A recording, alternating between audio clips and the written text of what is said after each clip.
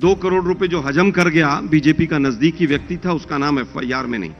पूरा मंत्रिमंडल बदल दिया क्योंकि कोरोना में फेल थे। वो डबल इंजन के ऊपर वोट मांगना 3 दिन से बीजेपी के प्रवक्ताओं ने बंद कर दिया। दोस्तों, आगे वीडियो में हम यही देखेंगे कि आलोक शर्मा और बीजेपी के प्रवक्ता सुधांशु में तगड़ी बहस होती है। आलोक शर्मा ने बीजेपी का पोल पट्टी खोलकर सुधांशु को बिना साबुन सरफ के धोया और बीजेपी के प्रवक्ता सुधांशु तिल मिलाकर उल्टा पुल्टा जवाब देने लगा। वीडियो पुराना जरूर है लेकिन बहुत ही मजेदार है दोस्तों। वीडियो को पूरा देखो और अपनी राय जरूर लिखें दोस्तों।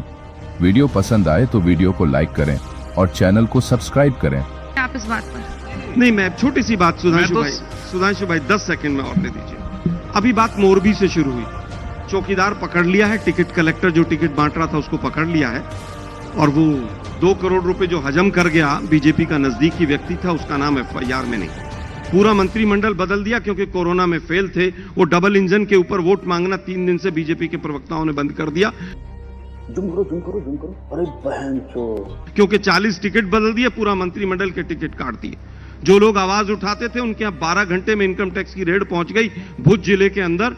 सबकी कहा ये फाइलें रखिए, चुपचाप बैठ जाओ। नोटबंदी पर वोट मांगिए ना, क्यों नहीं मांगते आप?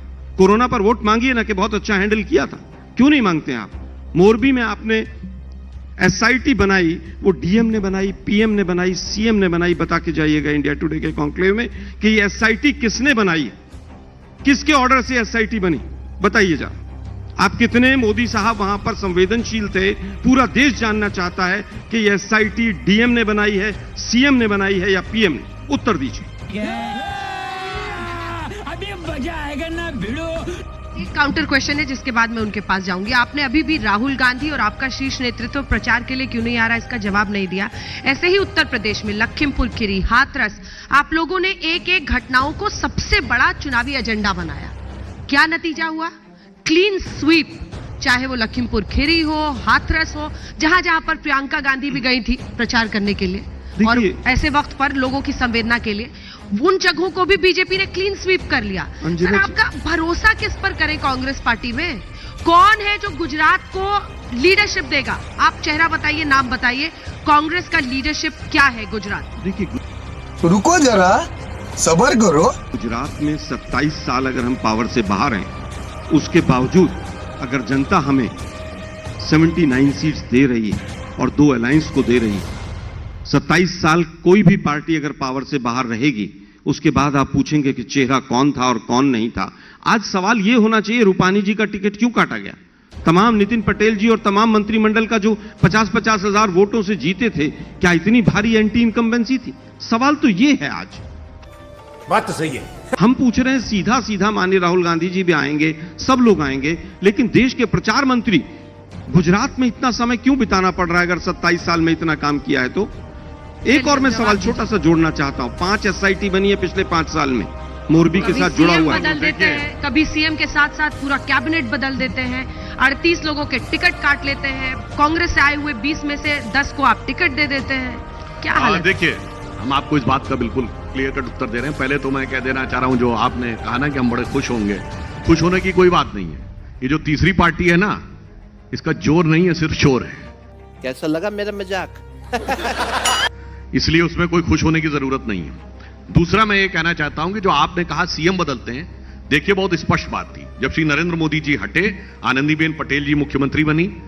वो जो हमारे यहां 75 वर्ष वाला विषय था, उस कारण से उन्होंने पद छोड़ा और वो राज्यपाल बन गई। कोई किसी ने हटाया नहीं।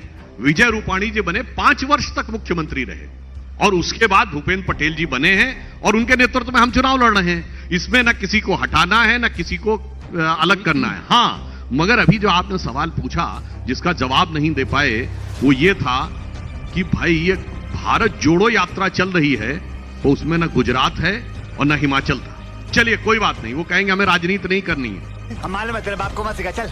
पर ये बताइए, उस तथाकथित भारत जोड़ो यात्रा में महाराष्ट्र में खड़े होकर राहुल गांधी ये कहते हैं कि अमुक अमुक फैक्ट्री गुजरात चली गई। भाई ये भारत से जुड़ाव ज्यादा है या गुजरात से दुराव ज्यादा है? आपके दिल में क्यों इस बात का कष्ट है? चलिए वो भी मान लिया। बड़ी सैद्धांतिक यात्रा की बात करते हैं ना, कि ये तो आरएसएस की विचारधारा के खिलाफ कांग्रेस की सिद्धांत की यात्रा है। यह ऐसी सैद्धांतिक यात्रा है जो न महात्मा गांधी के स्थान को टच कर रही है, न सरदार पटेल के स्थान को टच कर रही है, न सुभाष चंद्र बोस के स्थान को छू रही है, न इंदिरा गांधी के, न नेहरू के, न राजीव गांधी के।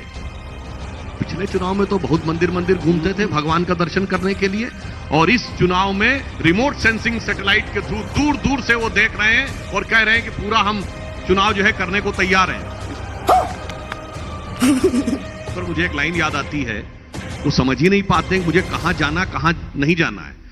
एक लाइन है कि नई उम्रों की खुद मुख्तारियों को कौन समझाए, चिरयुवा नेता है ना, नई उम्रों की खुद मुख्तारियों को कौन समझाए, कहां से बच के जाना है, कहां जाना जरूरी है, उसे एहसास करने का सलीका ही नहीं आता, जो कहता है खुदा है तो नजर आना जरूरी है।